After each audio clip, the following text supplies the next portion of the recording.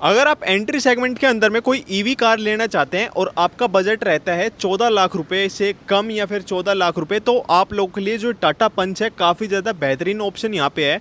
पहले के मुकाबले अगर हम नीचे वाले वेरिएंट से लेके चले तो 30,000 रुपये सस्ता हुआ है, और टॉप एंड वेरिएंट की तरफ में जाएँ तो वो 1,80,000 रुपये यहाँ पे सस्ता हुआ है। अब सस्ता हुआ है तो इसका मतलब ये नहीं है कि कंपनी ने कुछ बैटरी कम कर दी है या फिर रेंज कम कर दी है या फिर XYZ और कुछ चीज़ें कम की है।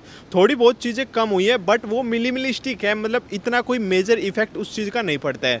पहले आती थी गाड़ी के अंदर में 35 किलोवाट आवर की बैटरी, अब आप लोग को मिल जाती है 40 किलोवाट आवर की बैटरी। पहले के मुकाबले यहाँ पे बैटरी साइज बढ़ चुका है। 2 बैटरी के ऑप्शन आते हैं, पहले भी 2 बैटरी के ऑप्शन आते थे। पहले एक 25 किलोवाट आवर की बैटरी आती थी मीडियम रेंज के अंदर में, और एक आती थी आपकी 35 किलोवाट की। 25 से बढ़ के आपकी 30 हो चुकी है, और 35 से बढ़ के आपकी 40 किलोवाट की यहाँ पे हो चुकी है। और दोनों के अंदर में प्राइस काफ़ी ज़्यादा कम हुआ है। एक स्मार्ट प्लस वेरिएंट आता है, उसके अंदर में सारे फीचर्स आप लोग को मिल जाएंगे, और गुड़गांव हरियाणा के अंदर में 12,49,000 रुपये आप लोग को वो कॉस्ट करता है। सारे फीचर्स भी अगर 12.5 लाख रुपये में इतनी अच्छी गाड़ी मिल गई। अगर वही चीज़ आप राजस्थान या फिर दिल्ली रजिस्ट्रेशन कराते हैं तो आपको RTO फीस भी नहीं देनी पड़ेगी, यानी मोटा मोटा 1 लाख रुपये आप लोग के और कम हो जाएंगे। 11.5 लाख रुपये में इतनी अच्छी गाड़ी सारे फीचर्स के साथ में आप लोग को मिल जाएगी। ARI के अकॉर्डिंग 450 की रेंज कंपनीज के अंदर बोलती है, और जो मतलब टेस्टेड रेंज है रोड के ऊपर में वो 350 की रेंज है। और आज की वीडियो में इसको चला के मैं आप लोगों को दिखाऊंगा कि कितनी रेंज ये गाड़ी यहाँ पे निकाल देती है, और वो भी मैं आप लोग को बताऊंगा कि टाटा पंच के अंदर में कंपनी ने यहाँ पे क्या क्या चीज़ें जो है चेंजेस की है, और क्या कारण रहा है इस गाड़ी का प्राइस कम होने का, और क्या आपको इस बजट के अंदर में टाटा पंच EV को लेना चाहिए या फिर नहीं लेना चाहिए। अगर आप गाड़ी का बेस वेरिएंट लेते हैं तो वहाँ पे सिर्फ 30 किलोवाट की बैटरी का ऑप्शन मिलेगा। उससे ऊपर जाते हैं तो स्मार्ट प्लस के अंदर में आपको 30 किलोवाट एंड आपको 40 किलोवाट दोनों के ऑप्शन मिल जाएंगे। बट अगर आप टॉप एंड वेरिएंट की तरफ में जाते हैं एम्पावर्ड या फिर एडवेंचर के अंदर में, वहाँ पर सिर्फ आपको 40 किलोवाट का ही ऑप्शन यहाँ पे मिलेगा।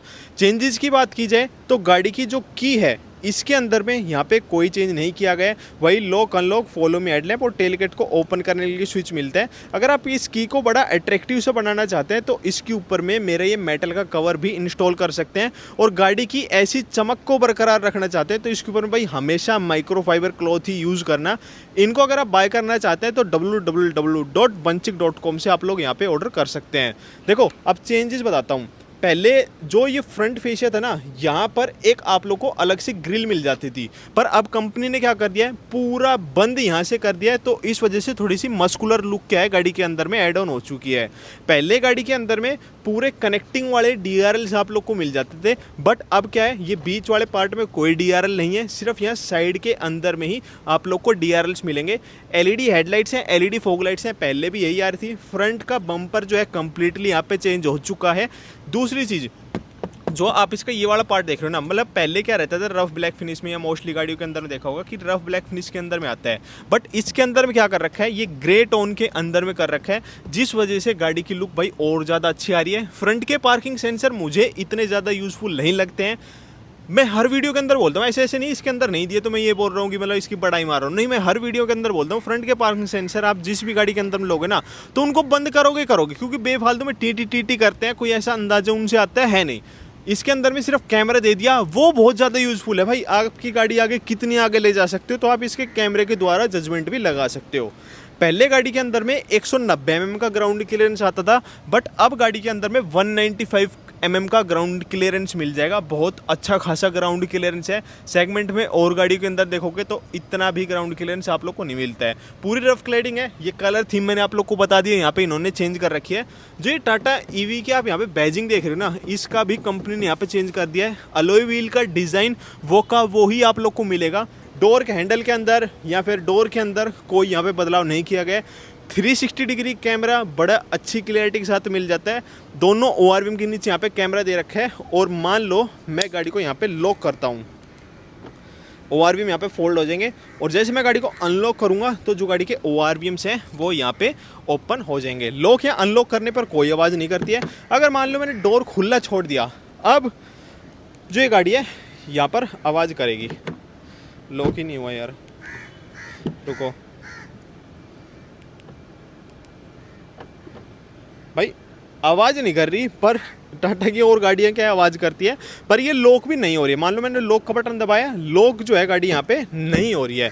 सिंगल पेन की आप लोग को सनरूफ यहाँ पे मिल जाएगी, प्लास्टिक की रूफ रेल्स है, शार्क फिन का एंटीना जो है गाड़ी के अंदर में मिल जाएगा। साइड प्रोफाइल के अंदर में से कोई चेंज नहीं है। अब जो गाड़ी की बैक प्रोफाइल है उसके अंदर में आप लोग को मेजर चेंज देखने के लिए मिलेगा। कनेक्टिंग टेल लैंप यहाँ पे आप लोग को मिल जाएगी, और जो बम्पर का डिज़ाइन है इनकी जो पेट्रोल वाली गाड़ी आती है उनके सेम आप लोग को बम्पर का डिज़ाइन मिलेगा, बट जो कलर थीम है वो यहाँ पे चेंज है। 2 पार्किंग सेंसर है, कैमरा भी क्या है गाड़ी के अंदर में मिल जाएगा। बूट स्पेस यहाँ पे बिल्कुल अच्छा सा है, 366 लीटर का यहाँ पे बूट स्पेस मिल जाएगा। अपना सामान ये खुला पड़ा हुआ है, देखो अंदाजा इस चीज़ से आ जाएगा कितना गहरा है।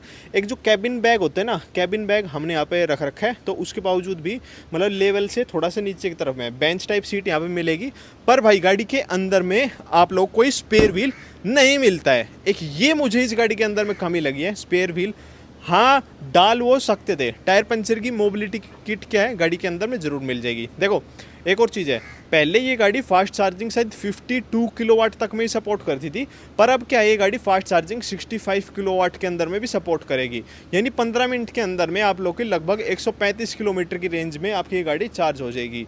ये वाली बहुत अच्छी चीज़ है। और एक और चीज़ है, आप कभी ये सोचो कि मैं गाड़ी को रेगुलरली अपनी फास्ट चार्जिंग के अंदर में चार्ज करता रहूँगा, बैटरी के ऊपर में कोई इम्पैक्ट नहीं आएगा। नहीं भाई, बैटरी के ऊपर में इम्पैक्ट इस वजह से आ सकता है। तो आप हमेशा मतलब ट्रिप पर जा रहे हो तो कोई बात नहीं, आपने कर लिया, पर यूँ नहीं कि आप उसको हमेशा ही 100% उसको आप डीसी फास्ट चार्जिंग से चार्ज कर रहे हो। कभी कभी उसको आप एसी के फास्ट चार्जिंग 7.2 किलोवाट या फिर नॉर्मल चार्जिंग 3.3 किलोवाट 16 एम्पियर के सॉकेट में लगा के भी गाड़ी को यहाँ पे चार्ज कर सकते हो। और कल को आपकी गाड़ी के अंदर में कोई दिक्कत आ जाती है तो आपको टेंशन लेने की कोई ज़रूरत नहीं है। अनलिमिटेड किलोमीटर और अनलिमिटेड ईयर के लिए आप लोग गाड़ी के अंदर में यहाँ पे वारंटी मिल जाती है। अब इंटीरियर्स के अंदर में दिखाता हूँ क्या क्या यहाँ पे इन्होंने चेंजेस कर दिए हैं। डोर के ऊपर में चेंज है, पावर विंडो की जो स्विचेस हैं यहाँ पे चेंज कर रखे हैं। कलर थीम के अंदर में चेंज है, जो ये बाहर कलर थीम दे रखे हैं क्लैडिंग की, यही कलर थीम आपको इंटीरियर्स के अंदर मिलेगी। बाकी हर जगह से हार्ड प्लास्टिक है। सीट बिल्कुल सेम की सेम है, बट जो साइड में से प्लास्टिक वाला एरिया देख रहे हो ना, इसके अंदर में इन्होंने यहाँ पे चेंज कर दिया है। वेंटिलेटेड सीट्स क्या है गाड़ी के अंदर में आप लोग को मिल जाएगी। स्टार्ट स्टॉप का स्विच यहीं पे दे रखा है, और जो स्टीयरिंग व्हील है 2 स्पोक है, सेम का सेम है। क्रूज कंट्रोल मिल जाएगा, पैडल शिफ्टर यहाँ पे दे रखे हैं। और जो आप इसके लाइट के कंट्रोल या फिर वाइपर कंट्रोल देख रहे हैं ना, ये इन्होंने यहाँ पे चेंज कर दिया है। ये रीजनरेशन के लिए दे रखे हैं, बेसिकली पैडल शिफ्टर नहीं है। और स्टीयरिंग व्हील के अंदर में टिल्ट एडजस्टमेंट है, टेलीस्कोपिक नहीं है, यानी स्टीयरिंग व्हील को आप अपने पास नहीं कर पाओगे। टच स्क्रीन बिल्कुल वो की वही है, इंटीरियर वो का वही है, बस जो कलर थीम है ना उसके अंदर में आप लोग को चेंज देखने के लिए मिल जाएगा। फिट फिनिश बिल्कुल बढ़िया है, चाहे ये वाला हो चाहे वाइपर हो, मैंने आप लोग पिछली वीडियो के अंदर बोला था, उसके अंदर कोई दिक्कत नहीं है। ऑटो डे नाइट IRVM भी आप लोग को मिल जाएगा। छोटी सी सनरूफ है, सिंगल पेन है, बस ठीक है आपके लिए भाई, ठीक रहेगा। अपने कर्टन वर्टन खोल के चला लो। यहाँ पे आपको सनवाइजर में मिरर मिल जाएगा, लैंप नहीं है। ड्राइवर साइड में टिकट होल्डर यहाँ पे दे रखा है। डिजिटल की MID है, ये भी बिल्कुल वो की वही है। अभी देखो मैं इस गाड़ी को ना, अबे अलाइनमेंट तेरी माँ की टाँट, रुको, ये मैंने अलाइन कर दिया। लगभग मैं इस गाड़ी को 36 किलोमीटर चला चुका हूँ। 100% चार्ज थी। 259 की जो यहाँ पे रेंज बची हुई है, यानी कि वही आपकी 300 किलोमीटर का आंकड़ा इस गाड़ी ने टच कर लिया। और थोड़ी सी हरकत मैंने गाड़ी के साथ में की थी, तो अब ये दिखा रहे मैंने आपको थोड़ी देर पहले। मैं आपको चलाऊँगा जब बता दूँगा, मतलब शुरुआत बाद हो रही है, एंड पहले हो रही है, ऐसे कुछ सीन मैंने कर रखा है। ऑटोमेटिक क्लाइमेट कंट्रोल है, एक 65 वोल्ट की चार्जिंग यहाँ पे, एक 12 वोल्ट का सॉकेट यहाँ पे, वायरलेस चार्जिंग भी है, गियर नो वैसा है, eco city and sports mode, electric parking brake है, ऑटो होल्ड भी यहाँ पे है। जब तक सीट बेल्ट नहीं लगाओगे आपकी गाड़ी आगे नहीं चलेगी, जब तक डोर खुला रहेगा आपकी गाड़ी आगे नहीं चलेगी, बट आप उसको मैनुअली भी हटा सकते हो। जैसे शेयरा के अंदर में फीचर देखोगे ना, वही वाला मिलता है। आर्मरेस्ट है, आर्मरेस्ट के अंदर में भाई ये स्लाइडिंग नहीं है, फिक्स आर्मरेस्ट यहाँ पे मिलता है, बट स्पेसिंग बिल्कुल ठीक है।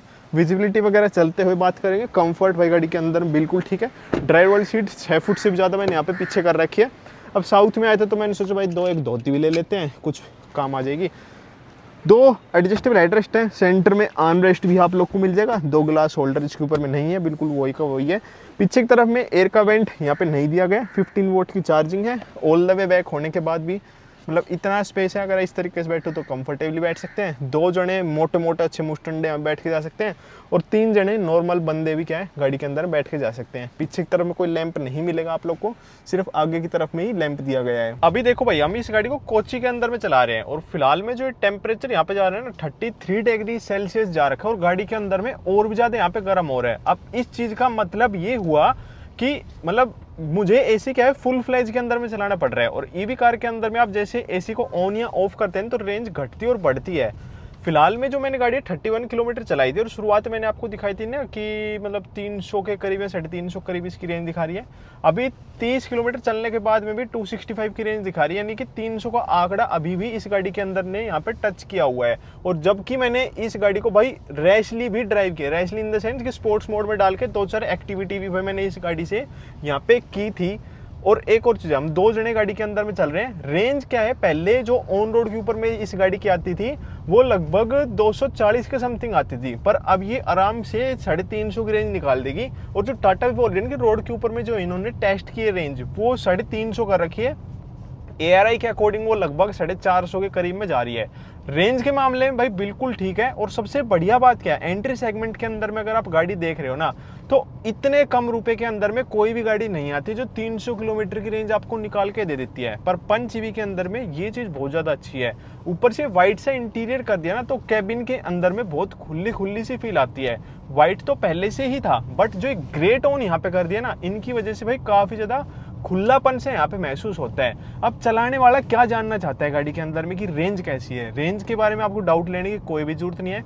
पहाड़ी एरिया में रह रहे हो तो भी आपको गाड़ी को लेके कोई भी दिक्कत नहीं आएगी, क्योंकि अंडर पावर ये गाड़ी बिल्कुल नहीं लगेगी। एक तो ये गाड़ी ईवी है, ऊपर से 127 bhp और 154 Nm का टॉर्क यहाँ पे मिल जाता है। एक्सेलरेशन जो है इस गाड़ी की 0 to 100 की स्पीड सिर्फ 0.9 सेकंड के अंदर में पकड़ लेती है। आपको लगेगा नहीं यार ये तो बहुत ही ज़्यादा है, नहीं भाई, अगर आप फॉर्च्यूनर, इनोवा जैसी, स्कॉर्पियो जैसी गाड़ियों को भी देखोगे ना, तो ये भी 10, 11, 12, 13 इतने सेकंड के अंदर में ये स्पीड पकड़ती है। तो हाँ भाई, स्पीड के मामले में भी बिल्कुल ये अच्छी है गाड़ी। और रीजनरेशन ऑन करके सिटी ट्रैफिक में चलाओगे तो 400 का भी आंकड़ा हो सकता है, ये गाड़ी आराम से टच कर ले आपके रेंज के मामले में। साइड विंडो से एक नंबर का व्यू आता है, क्योंकि ORVM गाड़ी के बिल्कुल अच्छे बड़े बड़े दे रखे हैं। सीट मैं फिलहाल में पूरी ऊपर करके चला रहा हूँ ना, तो जो हेडरूम वाला सीन है यहाँ भाई मुझे बिल्कुल ओके लग रहा है, कोई कमी मुझे इसके अंदर में नहीं लग रही है। इवन 6'1" का भी बंदा अगर पूरी सीट को ऊपर करके भी ड्राइव करेगा तो उसको भी कोई दिक्कत यहाँ पे नहीं आएगी। सारी चीज़ें प्रॉपरली रीच में, टच स्क्रीन पूरी धूप के अंदर में भी कोई ऐसा मुझे फील नहीं हो रहा है कि इसके अंदर में ब्राइटनेस कम है। एक नंबर का व्यू इसके अंदर में आ रहा है। एक नंबर का व्यू क्या है गाड़ी के अंदर में मुझे यहाँ से आ रहा है। और इस गाड़ी से ना मैं गाड़ी को दिल्ली से लेकर उदयपुर तक में भी जा चुका हूँ, वहां पर भी मुझे ना तो चार्जिंग से रिलेटेड कोई दिक्कत आई और ना ही रेंज की वजह से मुझे गाड़ी के अंदर कोई दिक्कत आई। उदयपुर भी ले जा चुका हूं और इसको सिंकुला टॉप अपने मानेसर से लेके सिंकुला टॉप यानी कि करीबन वो 500 किलोमीटर 500-600 किलोमीटर पड़ता है, तो वहां पर भी मैं इस गाड़ी को ले जा चुका हूं। हर तरीके से बिल्कुल बढ़िया। और पहले के मुकाबले पहले 190 mm ग्राउंड क्लियरेंस था, अब 195 mm ग्राउंड क्लियरेंस गाड़ी के अंदर में हो चुका है।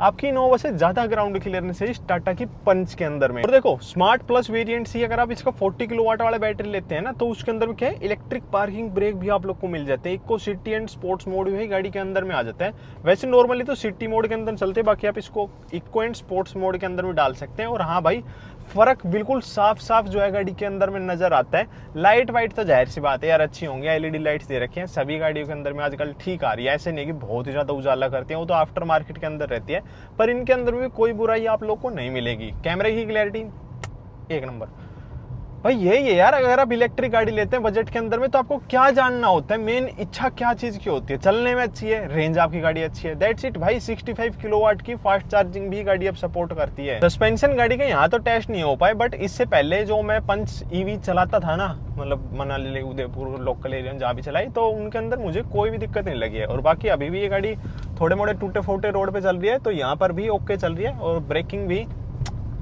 First class. अगर आप EV कार लेते हैं ना, तो रेंज के लिए लेते हैं, रेंज गाड़ी की बिल्कुल ठीक है। और आगे की तरफ में आप देखोगे तो एक छोटा सा फ्रंक भी यहाँ पे दिया गया है, तो छोटा मोटा सामान भी इसके अंदर में आप इजीली रख के ले जा सकते हो।